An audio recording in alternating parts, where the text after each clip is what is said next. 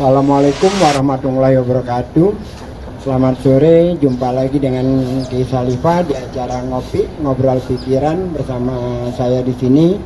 Kali ini saya ditemani oleh para perempuan hebat.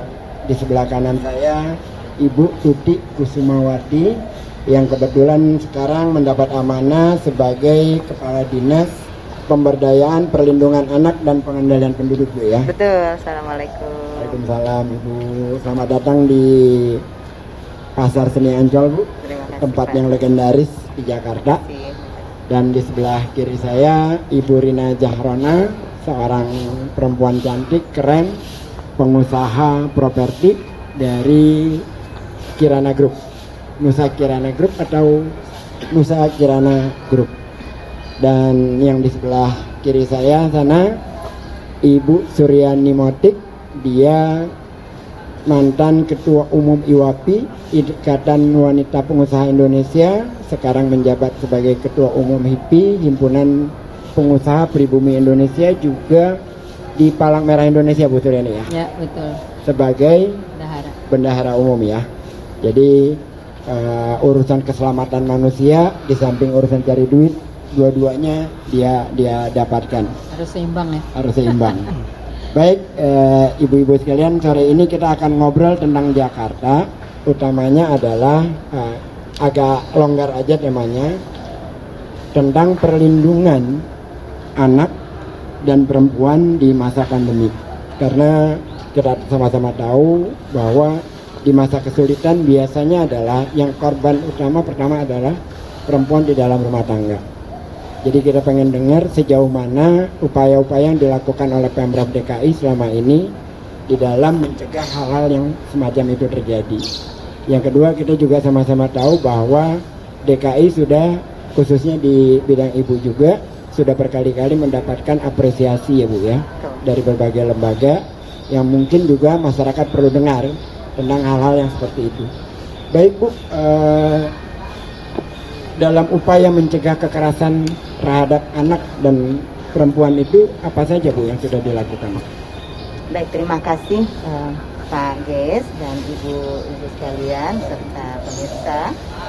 Terima kasih. Ini pertanyaannya, saya kira Pemprov DKI Jakarta itu sangat berkomitmen, dan komitmennya ini sangat tinggi terhadap pemberdayaan serta perlindungan baik perempuan maupun anak, yang ditandai bahwa komitmen ini ditetapkan dalam Perda RPJMD tahun 2017. Sudah ditetapkan dalam Perda, Bu?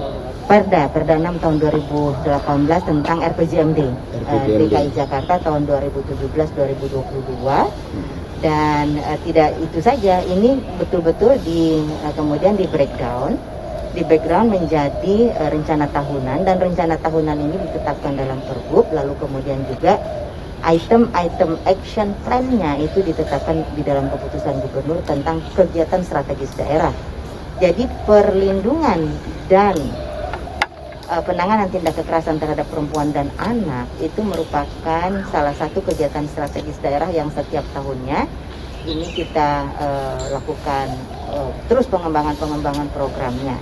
Di antaranya, ya, Pak, ya, kalau kita ambil garis besarnya, yang pertama ini tentu saja bagian upstreamnya, bagian upaya pencegahannya, upaya-upaya pencegahan tindak kekerasan terhadap perempuan dan anak. Bagian keduanya adalah downstreamnya atau hilirnya, di mana hal itu jika terpaksa sudah terjadi tindak kekerasan, kemana harus datang. Nah, di bagian hulu atau upstreamnya itu upaya-upaya kita melakukan pencegahan tindak kekerasan terhadap perempuan dan anak ini, Pak, kita lakukan secara simultan dengan berbagai stakeholders yang ada, mulai internal di Pemprov. Di Pemprov itu tidak hanya terbatas dari organisasi perangkat daerah saja. Yeah. Misalnya kalau untuk anak sekolah, ya kita dengan institusi dinas pendidikan, tapi materinya dari kita, gitu kan, Pak. Kemudian kalau untuk di transportasi umum, ya kita dengan dinas perhubungan serta BUMD operator transportasi umum kita. Transjakarta dan lain-lain. Transjakarta, PT MRTJ, PT LRTJ itu sudah punya, Pak, pos SAPA, ya? Pos sahabat perempuan dan anak di masing-masing halte, masing-masing. Jadi gini, Bu, saya ingin menarik, kan selama ini ada percakapan dari Pak Gubernur yang concern betul menyatakan bahwa Jakarta harus menjadi kota layak anak. Betul.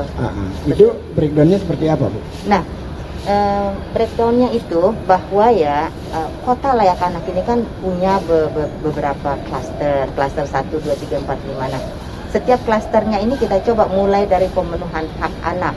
Pemenuhan hak anak ini Pak, misalnya contoh dari dia punya nggak akte kelahiran. Itu salah satu kan. Pemenuhan hak apa lagi? Pendidikan, kesehatan.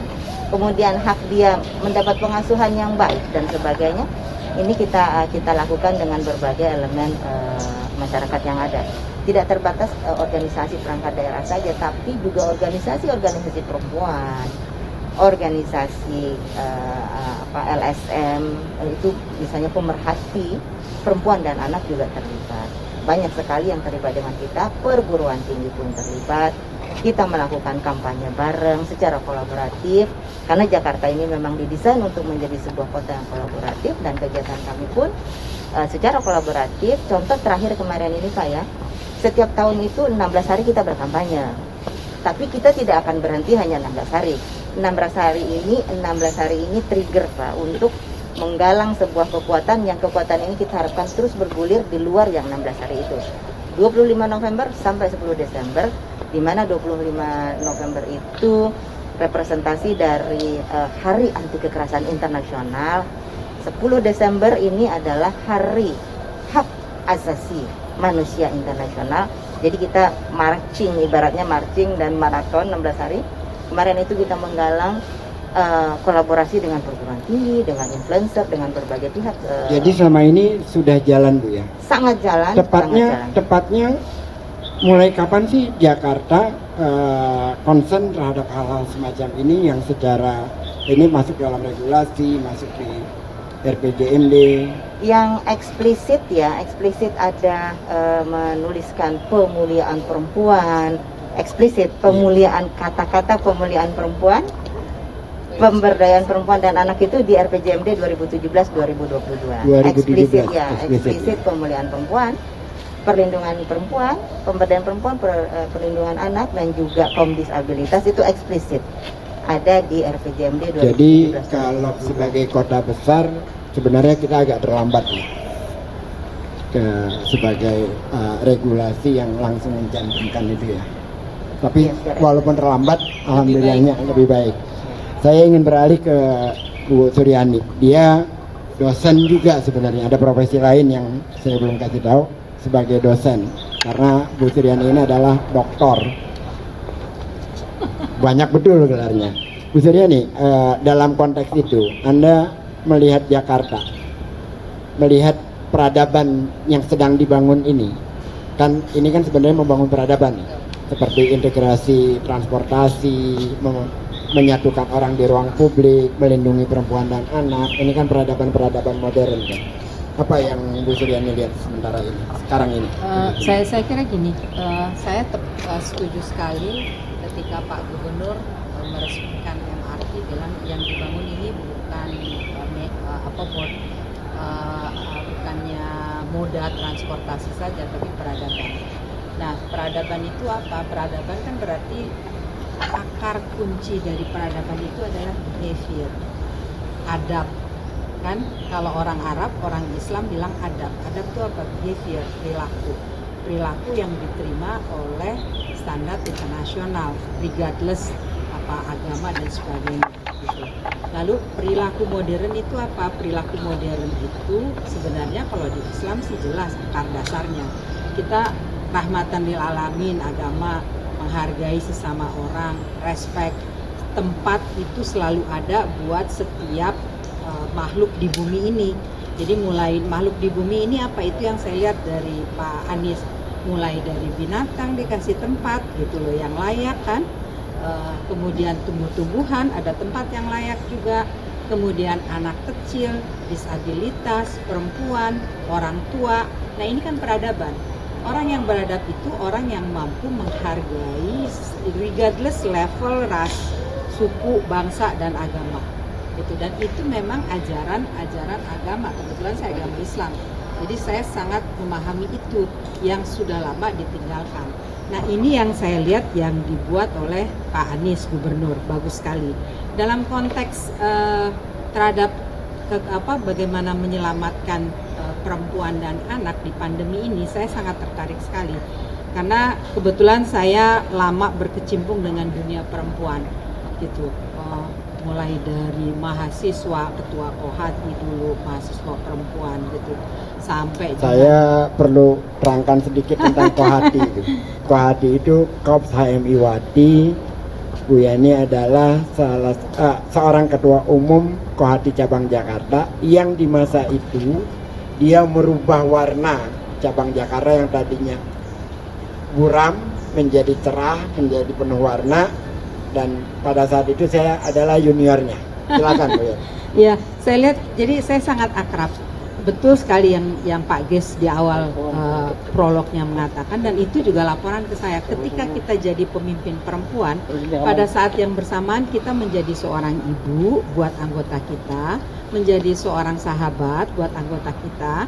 Kalau anggota kita yang tua, kita juga menjadi anak buat anggota kita. Nah, laporan yang masuk ke saya pada saat pandemi ini, atau pada saat terjadi krisis, kapanpun krisisnya, pasti victimnya adalah perempuan. Jadi kalau Pak Anies bikin program menyelamatkan perempuan, itu menyelamatkan bangsa, menyelamatkan anak. Pada saat mengedukasi perempuan, berarti mungkin saya punya usul ke depan gitu ya. Ini programnya bagus, tapi saya kemarin ketika diminta sama Pak Ges, saya melakukan research kecil-kecilan. Mungkin karena background saya, selain saya pengusaha, saya ngajar gitu. Jadi saya pengen tahu, saya riset kecil-kecilan di kalangan saya aja. Sejauh mana mereka paham program ini, sejauh mana mereka yang punya masalah menggunakan ini. Kelihatannya masih memang belum tersosialisasi dengan baik. Dan mereka mengakui setelah tahu program ini, oh ini program bagus gitu. Dan memang kita butuh. Dan saya setuju dengan Bu Tuti bahwa ada upstream, ada downstreamnya. Upstreamnya, pencegahannya, dan program Pak Anies ini bagus di masa pandemi saya lihat. Misalnya apa? Kenapa orang melakukan kekerasan? Biasanya kan karena nggak punya uang gitu. Jadi misalnya programnya yang terpadu itu nanti bagaimana jackpreneur terhadap perempuan diperkuat. Pada saat, karena kita nih sama-sama pengusaha ya, bagaimana memperkuat supaya kalau suaminya di PHK, istrinya masih bisa jadi backup untuk tulang punggung ekonomi keluarga. Itu jackpreneurnya diperkuat supaya kuota perempuannya diperbanyak, baik pendidikannya, kemudian kesempatan berusaha, kemudian yang dibutuhkan oleh nanti jackpreneur ini apa? Kan mesti dari supply chains-nya, selain pendidikannya, permodalannya, dari perbankannya, bantuan UKM-nya, sampai pemasarannya ke BUMD, bahkan kalau perlu dibuatin ini di sini nih produk-produknya. Gitu. Tentang perempuan ingin memberikan sedikit informasi. Sekarang ini di Pemprov ya. Kepala Dinas Perempuan itu bidang-bidangnya strategis semua. Ini terus Kepala Dinas Kesehatan perempuan, Kehutanan dan Taman juga perempuan, terus apa lagi tuh? Kepala Biro. Apa? Iya, Kepala Biro. Asisten Perekonomian Perempuan. Ada satu hal yang tidak pernah terjadi di Jakarta. Sekdanya perempuan. Oh. Bu Sri Haryati itu sekda yang walaupun PLT sementara ini, tetapi dia ikut kompetisi dan sekarang kan sudah terpilih 3 ya. Dan dia menjadi calon nomor 1 tingkat ininya. Jadi nomor 2, nomor 3-nya nanti, jadi dia nomor 1 dalam artian penilaian terbaik, dia mendapat penilaian terbaik. Ya. Jadi benar-benar perempuan mendapat tempat. Mudah-mudahan ini juga nanti terrefleksi dalam program-programnya. Jadi saya ingin lanjutkan tadi, itu bagus ya. Jadi di upstreamnya pencegahan itu kan berarti ekonomi. Nah nanti itu kalau misalnya ada saluran bantuan, ini karena nggak mungkin enggak selama pandemi dan 2021 saya udah lihat DKI itu memberikan juga BLT, bantuan langsung tunai. Nah bantuan langsung tunai untuk apakah jackpreneurnya, nah itu kalau jatuh ke perempuan, ke program-program yang sudah disiapkan itu juga bisa akan mencegah gitu loh, mulai pendidikan, penguatan ekonominya, supaya kenapa? Karena ada beberapa memang kekerasan itu karena kalau misalnya nggak punya uang, kalau di rumah tangga anak kan mesti makan, sekolah tetap mesti bayaran walaupun di rumah. Sementara suami di PHK atau gajinya dipotong 50%. Nah kalau nggak ada backup dari istri yang bantu yang supaya bekerja, nah pasti kan marahnya lagi ke istri. Nah istri marah ke suami kan agak susah. Ini untuk di ujung jadi muaranya di ekonomi ya? Ekonomi. Ini coba lihat, saya hafal banget mulai waktu krisis 98. Krisis 98 tuh saya ketua UAPI. Yang saya lakukan pada saat itu saya minta sama Pak JK, Pak tolong kumpulkan, saya bilang direktur bank. Jadi dikumpulin sama Pak JK, waktu itu BI belum ada OJK, dikumpulkan seluruh dirut bank, dirutnya bank BUMN yang masih bisa ikut diatur. Saya bawa data anggota saya seluruh Indonesia. Saya bilang, Pak ini tolong dibantu, ini bisa kelihatan track record. Waktu itu kita ngejalanin credit circle, jadi program bergulir, bantuan 20 juta, 25 juta, ada yang 5 juta, ada yang 3 juta. Dan berjalan nih? Berjalan, dan tingkat yang tidak bayarnya tuh sampai 0,0 sekian persen. Jalan lancar. Sama Pak JK dikasih tahu, ini datanya, tolong you bantu ya, ini perempuan-perempuan. Nah itu dibantu. Terus bikin program pelatihan di IWAPI. Jadi training. Perempuan itu untuk bayar hutang itu? Oh paling, coba tanya sama bank, ya. Tanya di bank, itu perempuan paling takut ngutang. Kalau ngutang paling cepat bayar. Paling cepat bayar. Paling cepat bayar. Dan kalau ini pengalaman saya ya, kalau dia dikasih jatah ngutang 1 tahun, 8 bulan juga bisa diselesain, nggak mau pusing. Itu benar kan? Ini pengusaha nih. Mau ini, yang level kecil, yang level besar. Ini menarik gitu. Ini ya. Jadi antara kekerasan, muaranya di ekonomi, lantas perempuan yang diberikan kesempatan untuk mendapatkan pinjaman. Betul. Dan saya kira itu langkah cerdas ya. Iya, harusnya bisa. Ini tolong ditahan dulu dengan segala kecerdasannya, karena saya butuh menyimpan dalam-dalam ini info-info semacam ini. Kita mulai lagi dengan Bu Rina yang praktisi sebagai pengusaha di Jakarta. Bu Rina melihat kondisi pandemi yang seperti ini yang sekarang ini ya, lantas dengan refleksi akhir tahun yang sudah berjalan, terus ke depan bagaimana Bu Rina melihatnya dalam konteks baik dari sisi properti ataupun hal-hal lain yang Bu Rina kerjakan selama ini? Pertama, saya melihat perubahan Jakarta dulu ya Pak ya. Baik, silakan. Perubahan Jakarta selama 5 tahun terakhir ini memang benar-benar kalau bahasa milenial itu keren, goks gitu. Keren banget. Gokil habis. Ya. Terutama di daerah Sudirman kita udah punya segala macam jembatan yang indah. Kebetulan background saya kan pembangunan, interior desain yang indah-indah lah. Jadi saya terpesona banget melihat perubahan Jakarta itu yang benar-benar keren Pak. Dan sering lihat IG-nya Pak Ges. Oh iya, dari Jakarta zaman jebot kayak begini sampai sekarang yang benar-benar berwarna-warni, warna pink, warna ini benar-benar ya. Saya mengatakannya itu dalam bahasa saya, ada sentuhan ibu di jalan-jalan raya Jakarta. Iya, benar sekali. Kalau dulu itu kan nggak ada, keras, semua ya. serba keras ya. Dulu keras. Sekarang banget. itu ada sisi feminisme. Ya, kayak daerah Senen kan kita mau lewatin situ kan seram. Sekarang indah. Terus kalau di jembatannya juga penyeberangan. Nah, ya itu keren banget. Walaupun saya belum ke sana, tapi saya lihat di foto-foto keren banget.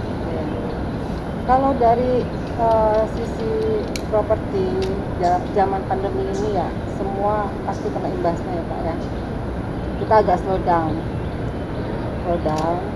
apalagi mall banyaknya minta free rent. Ya udah kita kasih, daripada mereka kabur kan, ya kita kasih free rent. Yang penting mereka tetap. Karena kan gini Bu, saya melihat ya, pengalaman saya di mall-mall itu paling banyak karyawan yang melayani, itu perempuannya. Ya. Nah, Ibu sebagai pengusaha melihat situasi semacam itu gimana itu? Apa saja yang selama ini sudah dilakukan?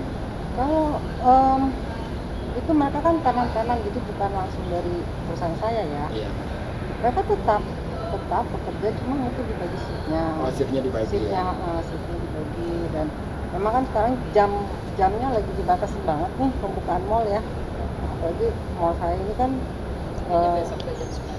beef and beverages, food and beverages aja, seperti kayak Citos gitu. Jadi ya terus terang masih agak sepi lah kalau mall. Masih agak sepi. Masih agak sepi. Tapi ikhtiar untuk melindungi karyawan tetap. Oh, ya? tetap ikhtiar tetap. Ya alhamdulillah di perusahaan saya itu nggak sampai 20% lah cut ininya. Nah, terus dalam konteks perlindungan perempuan seperti apa? Karena kan di perusahaan-perusahaan besar umumnya itu karyawan perempuan seringkali mengalami pelecehan, seksual segala macam. Apa yang selama ini Bu lakukan dalam konteks perlindungan semacam itu? Alhamdulillah di perusahaan saya tanpa saya paksa mereka untuk ininya sudah hampir 98% sudah berhijab semua. Oh, gitu. Ya itu mungkin melihat saya bagaimana ya, dan ya itu untuk keselamatan ini memang didulukan, misalnya jam kerja perempuan itu lebih dimajuin ininya selesainya biar pulang duluan kayak gitu. Jadi secara teknis sudah dilakukan perlindungan semacam itu untuk menyelamatkan mereka ya. Ya. Baik Bu Rina, terima kasih banyak. Saya kembali lagi kepada Ibu Tuti. Bu, selama ini perlindungan anak dan pemberdayaan perempuan dan lain-lain itu sudah berjalan Bu ya. Terus sudah berapa penghargaan yang didapat selama 2020 atau 2019? Ya. Ada, maksud saya gini, ada nggak apresiasi dari luar itu terhadap apa yang dilakukan oleh Ibu? Ya baik Pak Ges, kalau boleh saya urutkan dari yang terakhir yang tahun 2020 ini, karena banyak sekali kementerian dan juga badan-badan internasional yang meng-hold pemberian penghargaan. Jadi di 2020 ini praktis untuk yang biasanya tahunan itu digelar itu tidak ada. Namun ditiadakan di tahun 2020. Namun demikian kami mensyukuri bahwa upaya kolaboratif bersama kami kemarin ini selama 16 hari melakukan kampanye tiap hari ini Pak. Kampanye kita secara daring, ada webinar, ada talk show dan sebagainya seperti itu. Setiap kali kita melakukan webinar ataupun talk show, peserta kami itu rata-rata 5.000, 6.000 pesertanya rata-rata. Jadi kita kombinasi antara Zoom dengan media sosial, jadi kita optimalisasi media sosial kami, dan satu hari itu kami bisa tiga batch, pagi, siang sampai sore bisa 3 batch satu hari, dan secara total 16 hari ini kami ditonton hampir 800 ribuan seperti itu, termasuk ketika saat kami melakukan acara maupun setelahnya. Jadi periode 25 November sampai 10 Desember itulah hampir 800 ribu. Jadi, dan itu peminatnya lumayan banyak ya? sangat, dan kami macam-macam ininya Pak, macam-macam materinya, mulai dari bagaimana kita menghadirkan keceriaan di dalam rumah ketika mereka berada di rumah untuk yang punya anak, toddlers, teenagers ya, kemudian juga bagaimana berpacaran yang sehat, yang menghindarkan diri dari tindak kekerasan, karena sekarang tindak kekerasan pun terjadi di saat ketika berpacaran semakin meningkat juga, tidak hanya suami istri yang sah. Nah itu kemudian kami dianugerahi di tahun 2020 ini Pak penghargaan dari Rekor Museum Muri ya, Muri rekor dunia dengan penyelenggaraan kampanye secara daring dengan penonton terbanyak. Nah di tahun 2019 itu penghargaan yang kami terima ini ada 4. Yang pertama pelopor provinsi layak anak dari Kementerian PPPA. Jadi sebagai pelopor. Jadi yang mulai. Nah, pelopor ini dengan mayoritas kota dan kabupaten mengalami peningkatan status kota layak anaknya itu di tahun 2019. Jadi di Indonesia ini yang menyandang gelar pelopor ini nggak banyak. Kemarin itu 3 atau 4 provinsi saja, salah satunya adalah DKI Jakarta. Dari 34 provinsi, dari 34 hanya 3 provinsi. atau 4 saja? 4 provinsi, ya, yang menyandang gelar pelopor. Saya prihatin dengarnya, karena itu melambangkan peradaban sebuah negara. Tapi yang lain barangkali di bawah pelopor sih Pak. Ini kan pelopor itu sebuah kayak semacam grade ya. Iya memang, tetapi kan itu berkaitan dengan gagasan, dengan ide, dengan respect kita, dengan concern kita terhadap sebuah bangsa, terhadap perempuan dan anak, itu sangat berkaitan gitu ya. Tetapi oke lah, itu memang itu yang harus kita hadapi gitu. Terus Bu? Yang selain itu di tahun 2019 pun kami mendapatkan kelembagaan UPTD BPPA kami ini pelayanan tindak kekerasan terhadap perempuan dan anak ini terbaik di Indonesia dari Kementerian PPPA. Terbaik di Indonesia. Terbaik di Indonesia di tahun 2019 dari Kementerian PPPA juga. Lalu kemudian pemerintah daerah yang peduli anak dari KPAI di tahun 2019 juga. Lalu kemudian provinsi yang memiliki komitmen melindungi anak dari Save the Children tahun 2019 juga. Jadi di samping pemerintah juga ada KPAI, ada juga Save the Children. Jadi banyak lah ya dapatnya ya. Dan di tahun 2018 yang lalu ini ada anugerah Parahita Eka Praya dari Kementerian PPPA ini untuk kategori utama. Ini terkait dengan pengaruh utama gender dan juga pembina kota layak anak terbaik tingkat provinsi dari Kementerian PPPA juga. Baik, terima kasih Bu. Saya ingin melangsungkannya ke Bu Yani soal-soal kayak gini. Ini karena concern saya juga. Kita bicara agak melebar sedikit, agak menasional. Mungkin saya salah. Saya harap ini salah. Sepertinya ada gap yang besar, ada jarak yang lebar antara Jakarta dengan daerah lain-lain ya. Kalau dalam konteks pemberdayaan perempuan, perlindungan anak, perlindungan perempuan, pola pandang, pola pikir gitu dalam hal semacam itu, yang memang selama ini tidak banyak dibahas. Jadi bagaimana menyetarakan antara Jakarta dengan daerah-daerah lain dalam hal seperti ini nih? Ya, karena ini kan bukan persoalan hanya Jakarta, persoalan nasional. Betul. Secara umum memang ya pengaruh utamaan gender itu menjadi isu nasional secara umum. Kemudian penelitian juga yang dilakukan, misalnya pengaruh utamaan gender itu mulai di kantor-kantor, di perusahaan-perusahaan. Dan memang betul, semakin modern satu negara, semakin concern terhadap itu. Perusahaan-perusahaan misalnya, perusahaan-perusahaan multinasional itu lebih memberikan tempat kepada perempuan daripada perusahaan-perusahaan lokal, nasional. Gitu. Jadi yang internasional, multinasional, mereka selalu concern di posisi direksi, di posisi komisaris itu. Dia secara tidak langsung menginginkan ada perempuan yang ada di Ancol baru tahun ini ada perempuan direksi. Dan penelitian menyebutkan bahwa perusahaan-perusahaan yang di mana BOD-BOC-nya ada perempuan jauh lebih produktif daripada yang tidak. Warna perempuan itu sangat dominan, gitu. Jadi sebenarnya dan betul memang kita masih isu di tingkat nasional pengaruh utama gender. Kemudian saya sendiri mengalami, misalnya pada awal-awal tuh waktu kembang gitu. Ini ibu nggak ngerti, panggil deh suami ibu, Pak yang mau usaha saya gitu loh. Yang mau usaha saya. Jadi kesannya itu masih perempuan tuh masih penderek, masih pengikut, itu swarganya merakokatut, itu budaya dulu orang Jawa tuh masih gitu loh. Jadi masih belum. Nah di kota besar sudah mulai terbuka. Generasi misalnya di Jakarta, Bandung terbuka. Tapi sayangnya ini tidak diikuti oleh misalnya pemerintahannya, terus kemudian perusahaan-perusahaan nasional. Kebijakan nasionalnya gimana Bu Yani melihat dalam konteks kebijakan nasional? Kita mau lihat politik anggaran. Coba dilihat. Anggaran Kementerian Perempuan di antara semua kementerian paling kecil. Paling kecil. Jadi kita lihat concernnya terhadap. Jadi kalau misalnya mau dilihat concern terhadap perempuan, katanya politik anggaran kan? Iya. APBD, APBN, coba di APBD-nya lihat. Mana berapa sih budget untuk program-program yang punya kaitan langsung terhadap perempuan? Nah di situ baru kita bisa lihat concern nggak ini satu pemerintahan gitu terhadap program-program perempuan. Berapa biayanya, kegiatan apa saja yang dilakukan, dan masih menganggap aduh gender gitu loh. Orang masih menganggap perempuan ini secara umum masih melihat aduh ini isu lama nih, fluffy stuff gitu, yang kayaknya kayak karet gitu loh, bisa diulur tarik. Padahal kan isunya nggak seperti itu, gitu.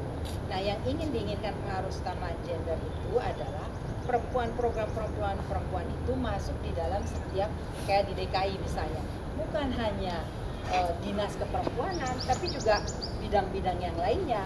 Kalau memang perempuan itu mampu beraktivitas, kenapa tidak dikasih tempat? Iya. Dan jelas memang studi juga membuktikan bahwa perempuan yang dapat posisi tertentu perjuangannya itu 3 kali lipat lebih daripada laki-laki. Kata dia habis.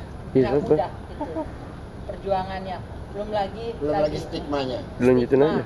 Terus kemudian dianggap ambisius, dianggap mengalahin suami, dan menakutkan. Dianggap, semua deh, dianggap nggak hormat sama suami, dianggap dan sebagainya. Padahal kita di luar pemimpin, di dalam tetap aja kita ibu rumah tangga. Kita istri yang kalau suami teriak kita diem. kan itu. Nah, stigma itu, behavior seperti itu di budaya kita yang male chauvinist itu masih belum bisa diterima gitu. Jadi kalau misalnya perempuan sama-sama bisnis sama suami setara, kalau di luar ya mestinya setara, di dalam lain lagi. Nah, itu belum bisa. Nah, itu ke bawah. Padahal peradaban itu apa? Peradaban kan pada saat kita bisa menghargai satu sama lain, nggak lihat dia laki atau perempuan, kan begitu. Nah, menarik sekali. Selain menarik, saya mendengarnya seperti curhat atau omelan gitu ya. Tapi omelannya itu berbobot gitu. Bukan omelan yang ini saya nggak ngomel, ini data dan fakta dan memang harus ngomel. Harus ngomel karena kalau nggak diomelin mereka respeknya kurang. Ya, udah ya. Terus saya ingin ke Bu Rina ya Bu ya. Jadi saya tuh agak lumayan surprise juga di shelter sekarang ini. Bukan hanya musola disediakan, tapi juga ada tempat pumping untuk perempuan. Nah, Ibu Rina melihat hal-hal semacam itu gimana nih Bu? Apakah itu sesuatu yang penting atau itu cuma hanya mengada-ada gitu kan? Itu yang penting banget karena memang itu kebutuhan wanita ya, terutama ibu yang bawa anak-anak lagi masih balita ke mall. Mall saya juga saya sendiri yang rapihin, saya sendiri yang dekor. Langsung Ibu sendiri yang dekor? Ya, ada 2 nursery room ya namanya. Nursery room itu saya benar-benar concern di situ. Dan alhamdulillah memang terpakai banget untuk ibu-ibu yang harus menyusui nggak bisa di ruang publik kan, atau di luar gitu, mereka ke sana. Kalau zaman dulu kan menyusui tinggal ditutupin kain aja biasanya. Kalau sekarang ada tempat khusus. Ada tempat khusus. Itu peradaban. Itu peradaban. Dan ada lagi itu peradaban. Ya, musolanya juga saya benar-benar pisah jauh dari musola laki-laki, musola perempuan itu benar-benar saya pisah. Jadi ada privasinya lah. Ada privasinya. Ya. Oke, pertanyaan terakhir nih Bu Rina ya. Apa harapan Ibu terhadap Jakarta ke depan Ibu? Selain yang sudah ada sekarang maupun kritik-kritiknya, silahkan aja. Harapan saya Jakarta itu akan lebih menjadi kota yang lebih aman buat wanita, buat anak-anak, dan nyaman. Saya sudah sering lihat udah ada tempat parkir khusus di mal-mal khusus untuk wanita, untuk ibu-ibu, di gerbang-gerbang kereta. Itu bukan cuma Jakarta aja ya, Jakarta mana, Bogor segala macam. Bus juga kan udah ada tempat khusus duduk khusus wanita, orang anak ibu hamil, manula. Nah, saya harap sih lebih diperhatikan penggunaannya maupun fasilitasnya untuk wanita-wanita. Jadi kita sudah semakin beradab lah ya, dalam konteks itu, semakin termodernisasi. Bu Yani, silakan harapan-harapannya ke depan. Kalau ada, karena kayak yang seperti ini biasanya Pak Gub dan jajarannya nonton. Oke. Saya kira begini, kita pengen ngelihat Jakarta itu betul-betul jadi barometernya bukannya hanya Indonesia, kalau bisa untuk Asia Tenggara. Asia Tenggara. itu kan bukan hal yang bukan hal yang sulit gitu ya. Terutama karena topik kita adalah untuk ibu dan anak gitu. Jadi bagaimana Jakarta ini menjadi kota yang friendly buat ibu dan anak, kemudian kota yang bisa mengakomodir semua lapisan, semua agama. Stigma-stigma terhadap bahwa gubernur ini hanya concern terhadap agama ini itu menjadi hilang, tidak ada. Dan memang kenyataannya kan begitu. Peradaban kan tidak kenal agama, itu regardless religion dan regardless juga status sosial kan. Contoh yang paling mudah adalah kita lahir di Jakarta, besar di Jakarta, baru pertama kalinya adanya namanya Christmas Carol 2 tahun terakhir ini. Jadi kalau dikatakan gubernur diskriminatif, intoleran, itu hanya dengungan karena faktualnya tidak ada yang kebijakan yang semacam itu. Iya, ini masalah, betul. Biasa. Kita hidup di era medsos yang hoaxnya kiri kanan, kalau nggak rajin-rajin ngelihat, kita kadang-kala sudah saru nih, mana yang benar, mana yang hoax gitu loh. Jadi memang mesti butuh ketelitian tersendiri gitu. Dan ruang-ruang terbuka itu banyak sekali. Jadi kalau memang di Jakarta ini kan orang kangen sama butuh fasilitas umum ya, dan itu banyak dulu tuh hampir tidak ada gitu. Fasos, fasum tuh fasilitas sosial, fasilitas umum itu kan kenyamanan buat anak bermain. Dan kita bisa lihat majunya kota pada saat masyarakatnya itu difasilitasi untuk ruang gerak anak-anak, tempat bermain, tempat main perosotan. Nggak semua orang di rumahnya punya ayunan. Dia ke ruang publik kan aman, ibunya juga ngerasa nyaman, nggak bayar. Nah itu mahal. Kemudian di situ ada ruang juga penitipan anak, ada ruang juga kalau misalnya mau ganti popok dan sebagainya. Nah itu mahal. Dan dulunya ya terus terang aja zaman saya kuliah di luar negeri, saya memimpikan kapan ya Indonesia atau Jakarta punya fasilitas ini. Dan alhamdulillah itu sekarang ada. Dan saya kira itu perlu diperbanyak, bukan hanya di kota-kotanya, pusat kotanya, tapi juga di perkampungan. Jadi kalau ada tanah-tanah, kan saya sepanjang jalan ini ngeliat nih, banyak kelihatan sebenarnya rumah-rumah yang tua, yang sudah tidak terpakai, kemudian yang penghuninya juga sudah ada, di kampung juga begitu. Kalau ada tanah-tanah kosong, Pemda DKI bisa memanfaatkan itu, karena di DKI rumah sudah menjadi sangat mahal, tapi kalau disediakan ruang terbuka di kampung-kampung, untuk keamanan, kenyamanan di setiap lurah gitu ya.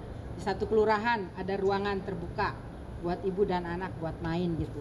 Itu akan sangat menarik. Edukasinya. Saya tambahkan informasinya bahwa ini kalau di jalan raya ya, tanah-tanah kosong yang dimanfaatkan untuk taman, itu PBB-nya selama itu belum dipergunakan, itu dikasih keringanan 50%. Good. Itu policy yang bagus. Terus yang kedua, DKI sekarang sedang membangun berbagai taman-taman bermain yang bukan hanya tamannya dibuat cantik, tapi jarak antar taman itu dihitung, jarak daya kemampuan burung terbang. Jadi dengan burung terbang itu bisa menjangkau setiap taman, maka burung-burung itu akan kembali lagi untuk hidup di Jakarta. Betul. Jadi dihitung sampai ke. Dan itu sebenarnya bisa kerjasama dengan perusahaan-perusahaan, tidak harus semuanya pakai budgetnya Pemda DKI atau komunitas-komunitas yang punya ketertarikan, termasuk mengedukasinya. Jadi kalau misalnya ada di tingkat kelurahan, kebayang itu masa depan anak-anak Jakarta pasti akan jauh lebih sehat karena mereka keluar. Dan ada satu lagi, udah atau belum ya? Setahu saya sudah taman khusus kucing. Ya. Jadi Jakarta emang itu, Jakarta tuh memang kelebihan dari populasi kucing. Jadi kucing-kucing itu punya taman sendiri untuk para pecinta kucing mau beli makan di situ apa segala macam. Karena kenapa saya tahu, kebetulan saya lagi didatangin terus oleh yang memang ada taman anjing sudah ada, penyayang anjing banyak, kucing belum. Padahal kucing tuh populasinya kelebihan di Jakarta. Jadi saya kira memang ke depan kegiatan-kegiatan yang bisa mengakomodir semua lapisan, tidak hanya di kota, di pinggir jalan besarnya, tapi masuk di kampung-kampung. Kampung itu lebih membutuhkan karena di kampung itu pasti rumahnya petak, terus tempatnya untuk anak beraktivitas susah, buat ibu juga, dan juga itu nanti perlu tuh PKK diaktifkan kembali untuk mengedukasi soal kesehatan ibu dan anak gitu. Terus gizi juga gitu, Ya, perlu itu. Kemarin kita sudah diskusi tentang stunting. Ya, itu. Jadi stunting itu bukan Karena hanya persoalan kemiskinan, betul. tapi itu juga persoalan pengetahuan. Betul edukasi. Karena kemiskinan di kota, kalau itu terjadi lebih berat daripada kemiskinan di desa. Di desa orang masih bisa nanam, di kota kan enggak. Gitu. Jadi bersyukurlah Jakarta tidak termasuk dalam 10 besar yang orang miskinnya ada, bersyukur gitu loh. Jadi itu saya kira perlu dikikis lagi lebih jauh lagi, dan di pandemi ini potensi untuk naik kemiskinan harus dicegah dengan program-program seperti itu. Terima kasih banyak Bu Suryani. Ibu Tuti, demikian diskusi kita sore ini. Terima kasih banyak atas kehadirannya. Terima kasih banyak atas keterangan-keterangan yang diberikan kepada kita semua. Kepada teman-teman ngopi bareng, ngobrol pikiran bareng Desa Alifa, acara ini akan berakhir, dan sebelum berakhir seperti biasanya kita ada merchandise dari Taman Impian Jaya Ancol, kali ini dari Dunia Fantasi. Ya, ini adalah saudara Martua Ham Siregar. Ucok, silakan Bu. Persembahan dari Ancol.